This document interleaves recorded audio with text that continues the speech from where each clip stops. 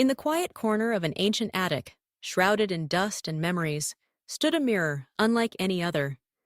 Its gilded frame was etched with patterns of ivy and roses, their delicate vines winding around the glass as though holding secrets close. The mirror's surface was foggy with age, reflecting only the faintest glimmer of light, yet it seemed to hum with a life of its own. For generations, the mirror had been passed down, its origins lost to legend.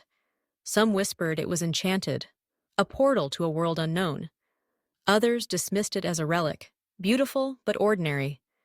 But for Lena, a curious girl with a mind full of questions, the mirror was an invitation. One rainy afternoon, Lena found herself drawn to the attic's mysteries. The pitter-patter of droplets on the roof was a gentle song as she reached out to wipe the dust from the mirror's surface. Her fingers tingled as they traced the cool glass, and suddenly, the reflection shimmered.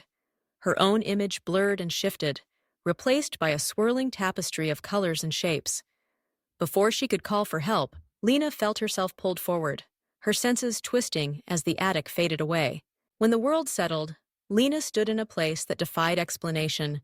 She was in a grand hall, its walls lined with shelves upon shelves of dolls, each one unique, dressed in costumes from every era and corner of the world. Some wore ball gowns of velvet and lace, others sported tiny uniforms or fantastical robes. Their eyes, painted and glassy, sparkled with uncanny awareness. The air was thick with the scent of lavender and cedar, and a gentle music seemed to float from nowhere. As Lena wandered, she realized this was no ordinary collection. The dolls moved when she wasn't looking, shifting positions, their expressions subtly changing. A porcelain ballerina performed a pirouette on the edge of a shelf. A wooden knight tipped his sword in greeting. Though hesitant, Lena felt no fear, only wonder. A small doll with golden curls and a blue dress beckoned her closer. With a voice as soft as wind chimes, the doll introduced herself as Arabella, guardian of the doll realm. Arabella explained that the mirror was a gateway, opening only to those with open hearts and curious minds. The dolls, she said, were not mere playthings, but keepers of stories and dreams. Each one held the memories of a child who had once loved them. In this world, dreams took form and imagination reigned supreme.